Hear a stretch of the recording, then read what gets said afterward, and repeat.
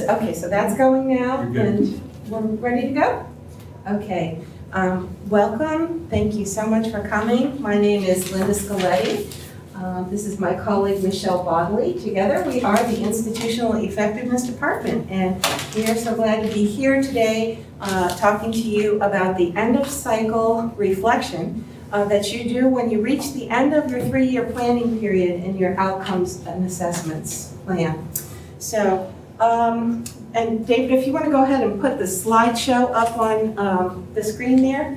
We also want to welcome all of our remote folks, people attending from Harnett campus, welcome, and anybody who's attending from their office, we're so glad you're with us today. Thanks so much for coming. Okay, so outcomes and assessments, we've been doing this for several years now, and the point of it is very, very simple.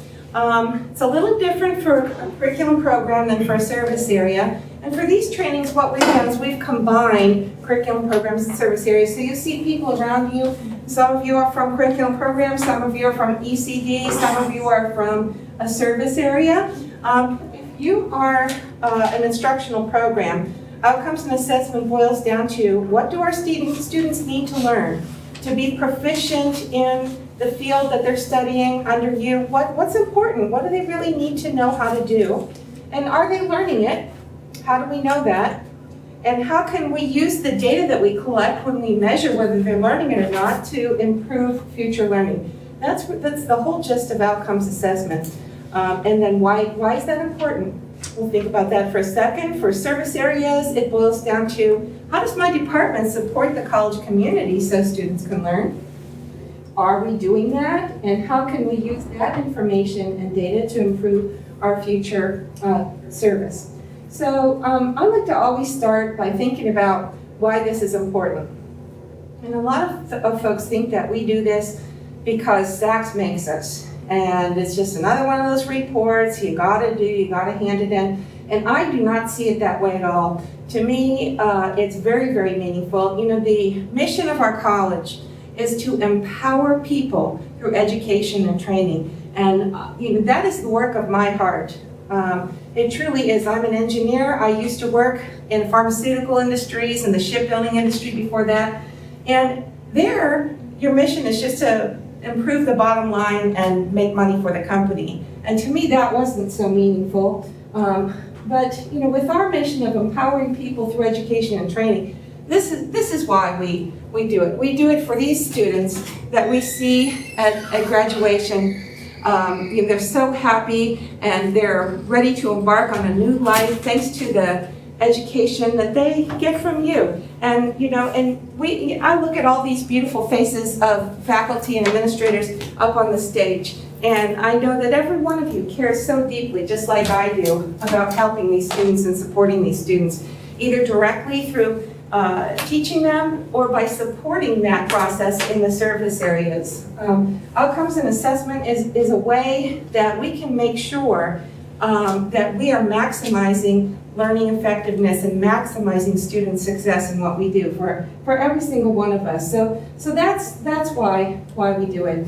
We've got a group of students, and there's some of those students that are going to succeed no matter what we do. You could be a great service or poor service, or you could be a great instructor or poor instructor. There's some students, they're just going to breeze through. And there's going to be some students who they're not going to make it no matter what we do. Maybe they get sick, maybe they have to move away, maybe they go to prison. I had a student in previous college that had to go to prison. But the ones in the middle, the yellow people on this chart, these are the ones that really depend on us. These are the ones that could go either way. These are the ones that they might make it if we do everything we can to figure out, how to focus in on those things that are challenging and how to help them learn better. Or they could not make it and drop out. So we do this for the yellow people. So outcomes and assessments to me is making a difference one student at a time, and that's why we close the loop. That's why we aim for continuous improvement. And we like to change the life of one student and change the world for the better. I truly, truly believe that is the truth, and that there is no more important work than being a teacher. That is the most important kind of work there is. The analogy that I like to use, some of you have heard before, some of you haven't, is this starfish story. When you think about every single student is important, the little boy walking along the beach where there are thousands of starfish dying on the sand because they need to be in the water. And the little boy's picking up one, throwing it in, picking up another and throwing it in. And a man comes along and says, "What are you doing?" He says, "I'm saving these starfish because they can't live outside the water." And the man says, "You can't possibly make a difference. There's thousands of starfish and miles of beach. You know, what can you do? You can't possibly make a difference." And he picks up another one and tosses it in and he says, "I made a difference to that one." So, you know, how many starfish can we make a difference for with outcomes and assessment? You know, just in 1 year, we improved our retention at this college by 9%. And that translated to about 350 starfish that made it, you know, that persisted this year that wouldn't be here if we had last year's retention rate. And that's a lot of starfish back in the ocean. So that's what this is about, in my view. Our planning cycle here at Central Carolina is every year you need to take a look at your outcomes assessment plan and choose or confirm up to 6 student learning outcomes, or if you're a service area, up to, I think it's 7 service area service outcomes. I think that you guys can have 7 to assess for that academic year. November through May, you do your job, you assess your outcomes, you collect your data, you put it in Compliance Assist. Then come at May 31st, and that's not a real firm deadline, but sometime in the late spring or early summer, we have kind of different deadlines for different departments and different divisions based on your workflow. So not all of you have a May 31st deadline, but sometime in late spring, early summer, you report your assessment results for that year. And you close the loop by taking a look at your data and saying, how can I use this information to improve learning or improve service to the students? Okay, then throughout the year, you use the assessment results and plan your program improvements. And you do that for 3 years. And then you get to the summer or the fall of your 3rd year. And now it's time to take a more broad overview kind of look at the planning cycle rather than just year 1 and year 2 and year 3. Now we're going to look back over all 3 years, and we're going to look ahead and do what we need to do to make sure that our programs and our departments are on the cutting edge of where they need to be. So you reflect on how things have gone for 3 years, your goals, your program outcomes, and you choose new outcomes to assess that planning cycle. I like to see the progress that we've made as a college in this. Back in 2010-11, we had about 250 student learning outcomes, and this is just the curriculum side specified, but we only actually assessed about 130 or so of them, and a big bulk of those were at the prison, in the prison correctional education programs. We weren't assessing all the outcomes that we should have been, and very few of those were closing the loop at that time. Then 2011-12, we added more programs, but we pared it back to a maximum of 6 student learning outcomes per program.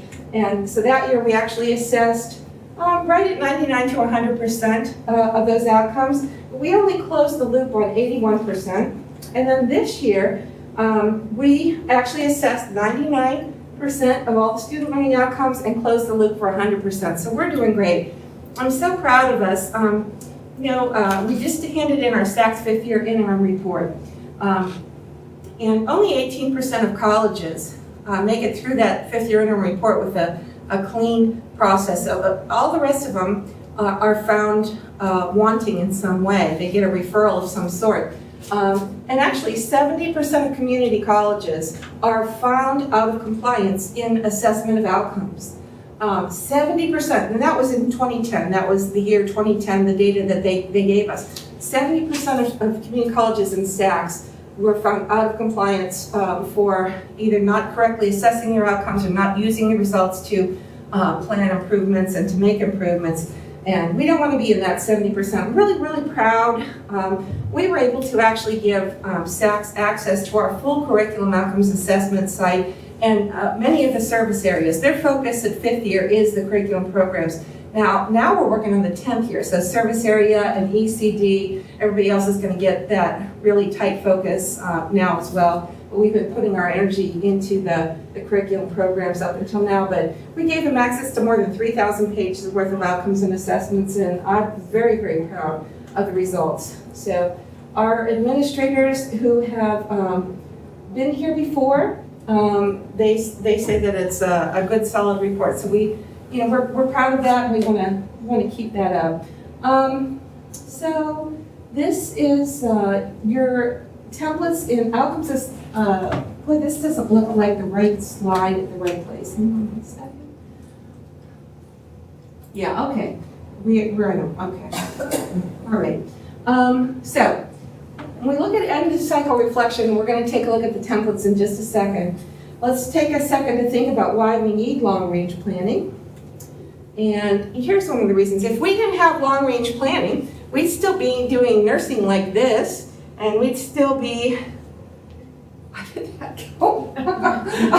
okay. We'd still be working on that telephone equipment in the bottom picture there, and we had Pam Jenkins, head of the nursing program, here yesterday. They don't do that anymore. But to have moved our programs from the way they looked in 1960 with that equipment and these drafting tables and all these sorts of things, even in the 1990s, this is what our office systems program looked like. To have moved our programs from back in those days to now, somebody had to do some long-range planning. And frankly, you are the only ones with the expertise to move your program into the future. You're the only ones with the knowledge that's needed to plan, to gather the market trends, to talk to the people in your industry, to go to the conferences, to read the articles, to figure out, to forge that path. The administrators, they have lots of different areas they're responsible for. They don't have the depth of knowledge of your program or your department that you do. So, we need you, and you're the only one who can do this, to move your program forward like somebody moved us forward from back in these days to today. So that is, that's why we do this big picture reflection every 3 years. We need your visionary leadership and your expertise. We review 3 years of data and outcomes. We identify strengths, weaknesses, and challenges. We recommend strategies for change. We identify market trends, and you revise your plan for the next 3-year cycle. You work on closing the loop, meaning using the results of collecting your data to figure out how can we improve from here, because these students depend on us. We see real results. We see, I like to use the example of Ginger Harris McGinty in the early childhood program, who had a big capstone project that had to be written by her students to national standards. And it involved all these little pieces. And only 71% of the students were passing that capstone project. So, we're talking about students who had gone a long ways and they were not passing their final, really important capstone project. So it's very simple. It's what she did. She said, I'm not satisfied with 71%. So she took this big assignment and she broke it down into smaller chunks. Pretty simple. And she spread the deadlines out over several weeks. Then she let them hand in each chunk to be reviewed by the instructor and give feedback, and then the student could revise that chunk. Then they moved on to the next chunk and the next chunk and the next chunk. And she increased her success rate with students by almost 20%. In fact, that translates to 7 or 8 students each year who made it through ECE, early childhood education, that would not have made it if Ginger hadn't taken a very focused look at this big project. And you see, it's not brain surgery either. You take a big project and you break it down into chunks. That's pretty straightforward. We can all think of things like that to help our students learn better. So anyway, these students, and then we talk about those yellow people, don't we, Joni?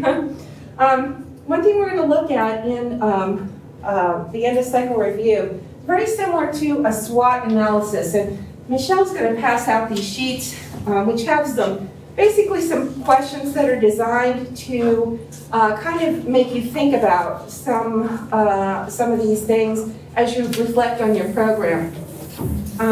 And you'll see that in this column, these are the positive ones, strengths and opportunities. These are the negative aspects, weaknesses and challenges. Well, oh, I see if you touch it, it changes, right?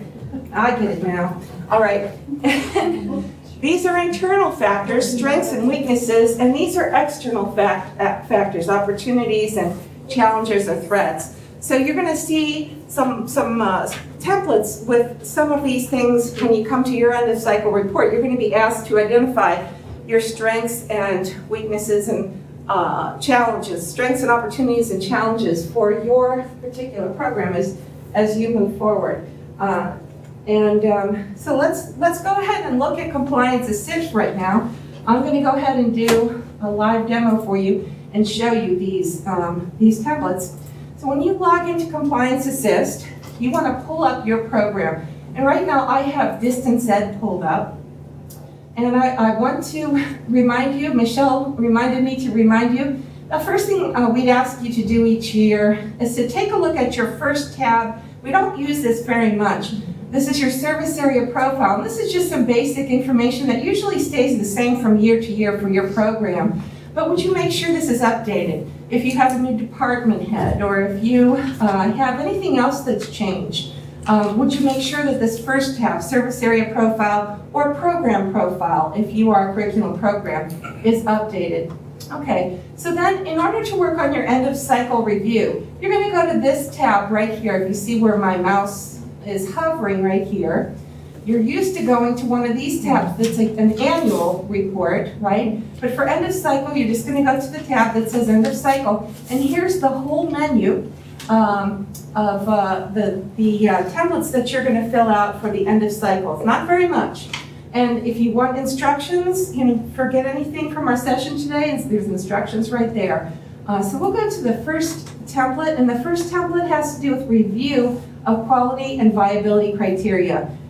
Quality and viability criteria is data that has been determined by the administration as things that we need to take a look at every year to make sure that our programs are of high quality and are sustainable over a long period of time, and our departments are giving good service. So for a curriculum program, that includes things like your FTEs, your unduplicated headcount enrollment, how many people do you graduate each year, what's your retention rate, those sorts of things. For a service area, sometimes they're tailored to your particular area. Sometimes they include things like enrolled student satisfaction with services, or data from the graduate survey or the faculty and staff services survey, how many professional development sessions you've given. And I've got this Distance Ed up here because they give me permission to use theirs, to show you. But you take a look, and this data is put in here. Usually it's put in here by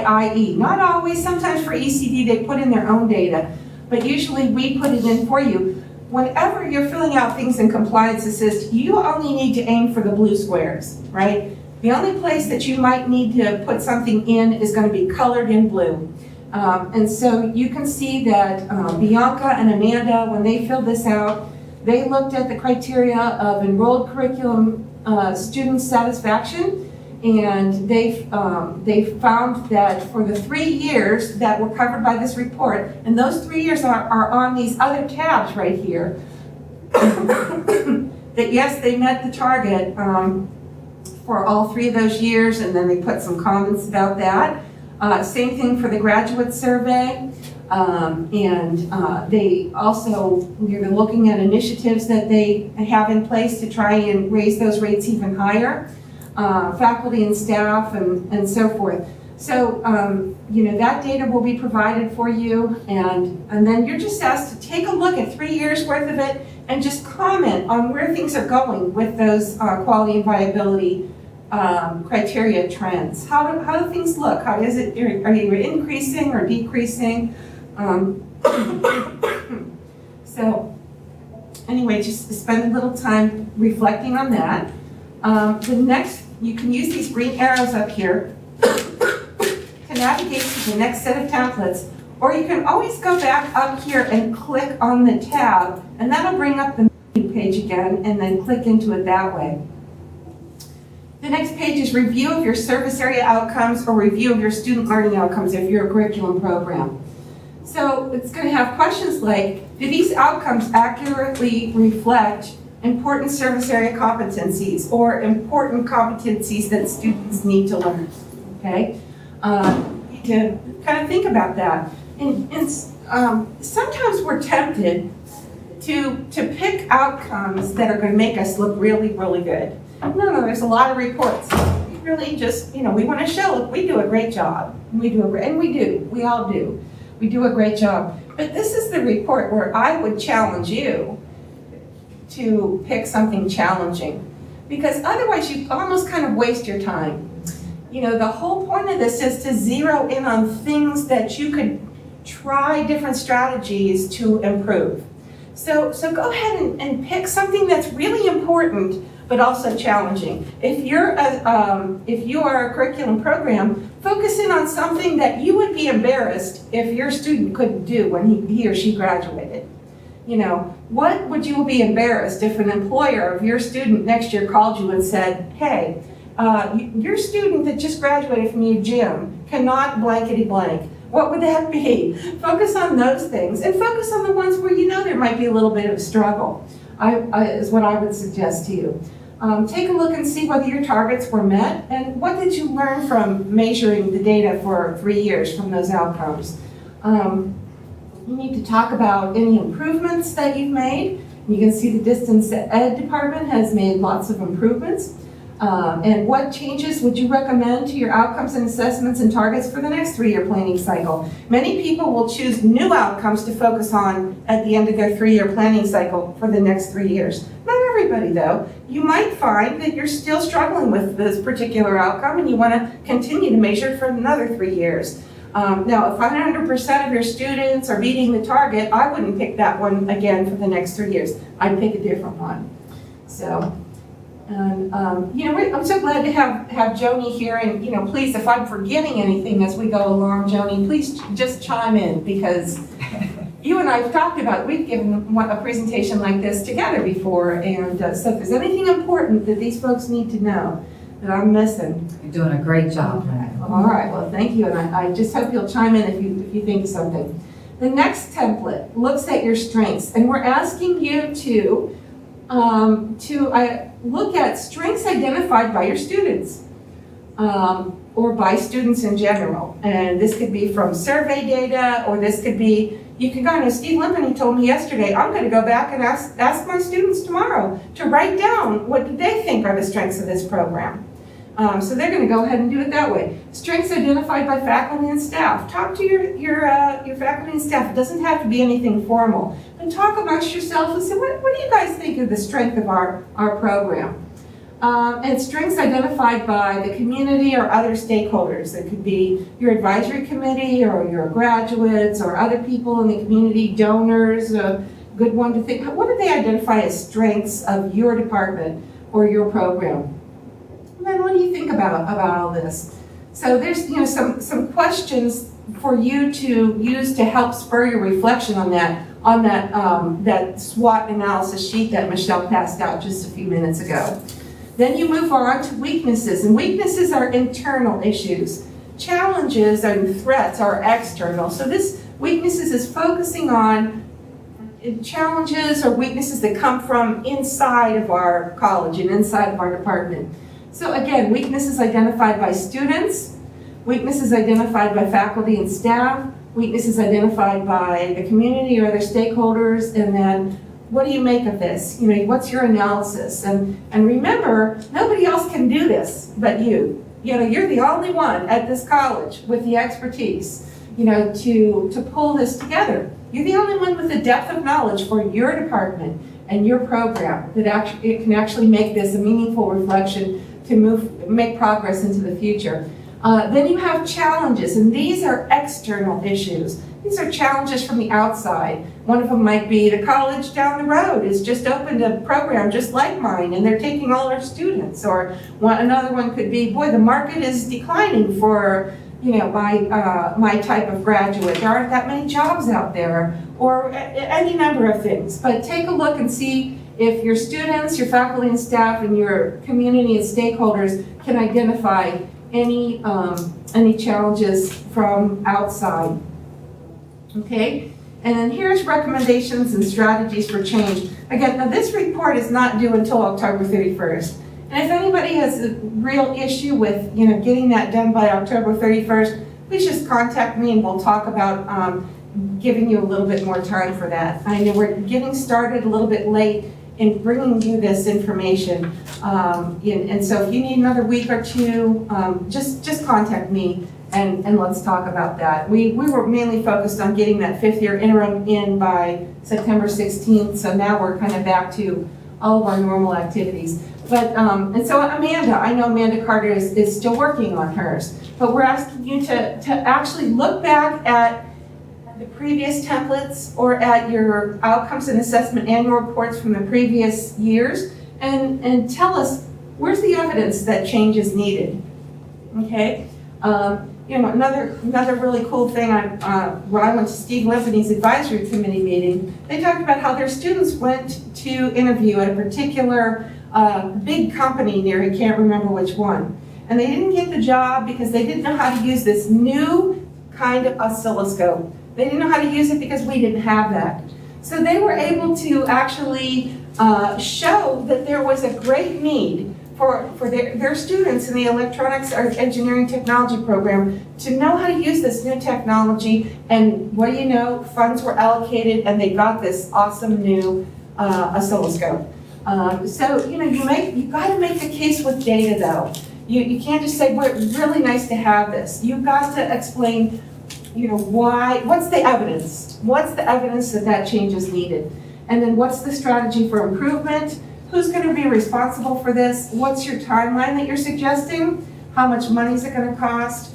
And have we already made any progress towards this particular goal? And it's not necessarily just a new piece of equipment, but it's any other type of strategy for change or improvement that you might have in mind. Maybe you want to rewrite a particular class, to incorporate some new skills, or maybe you want to do some extra recruiting events, or only really what you need. Emily's got all kinds of new ideas. She's putting together new golf tournaments in all the counties and new types of events that we've never had before for our donors. And seeing great results, seeing people giving more money because she is making changes. Emily has got strategies for improvement. She's implementing them, and the result is people are giving more money thanks to that. So this is real stuff here. And this is the last template right here. This is market trends. Again, you're the only one that has the expertise to identify these sorts of things. What's going on in your industry? If it's medical assisting or dental hygiene, or if it's financial aid. Boy, there's all sorts of changes that the federal government makes to financial aid all the time. What's going on with that? I know Emily's recently gone to a conference for other folks at community colleges that are in development and foundation type positions, and they get ideas of what's coming down the pipe. What are the market trends for your industry? What about networking and telecommunications? You think about the changes there. That's like at lightning speed things are changing. So we're just asking you to identify those and what are the implications for your service area. So anyway, that's all there is to the end of cycle report. It's it's really pretty simple. It's short, but again, nobody can do this for you because nobody else here at this college has the expertise. And if somebody else at the college down the road does it better, then they're going to have an advantage over us. We want to have the very best program we can to serve our students the very best we can. It's so important, especially these days. Money's so tight. We need to keep every student that we can keep and make sure that they're getting a great education from us and going out there and spreading a good reputation for our college too. So anybody have any questions about how this works, or how you would do it, or compliance assist? Anybody? Yeah. I guess, has everybody been in the document? They know how to edit it? Well, I think so, but yeah, I can Everybody's go been over in their that. documents? Yeah, but just for review, and you know, if you were on your call, you wanted to go ahead and put your remarks here in your summary box, you would go to the page, you hover over this options box up in the right-hand corner, and you go and you click on Edit Item.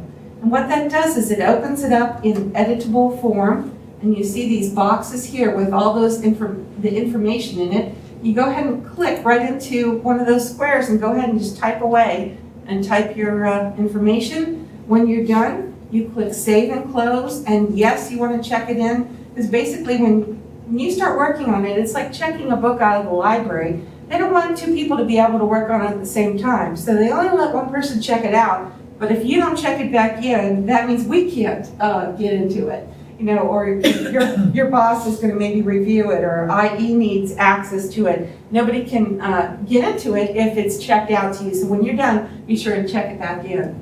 So yeah, that was a good suggestion to review that. I also, you know, I think I've seen most of you before, but I have these little cards, and if you don't have one of these, you know, make sure and come and pick one up.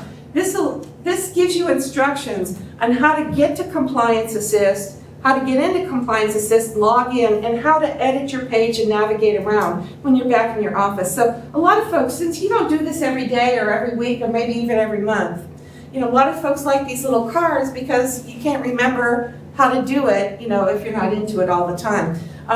The easiest way, and it's not on this card, the easiest way to get to Compliance Assist now is to go to the Faculty and Staff intranet page. So you log in to the intranet, and then there's a direct link to Compliance Assist over in that left-hand column from the intranet. That's the easiest way to get there. And if you don't have one of these little cards, come on up and get one. There's actually 3 types. One for ECD is blue, and the big pile is for curriculum instructional programs, and this is we're almost out of the service areas, but I've got 2 of those left. So, okay, any other questions about this? I told you I'd get you out early. So, well, you know, as you work through your end of cycle reflection, Michelle and I would love to hear from you. You know, if any questions come up, or if you just want to bounce some ideas off somebody. It's also a good time to check in with your supervisor and kind of go over this information with your boss. This is important stuff. You know, this is to move you into the future, just like they moved us, you know, from the 1960s or the 80s or the 90s to today. You know, so we're not stuck in a time warp. You know, this is how it happens. This type of reflection and long-range planning. And you know, on behalf of the students who will benefit from every one of you doing this type of reflection, you know, for years to come, the students will benefit from this. You know, thank you so much for everything that you do for students. Any other? No? Okay, thanks so much for coming. Thank you in Harnett County. Thank you, you know, people who are logging in or watching through the professional development site. Call us in Institutional Effectiveness if you have any problems or questions. Okay. Thanks very much.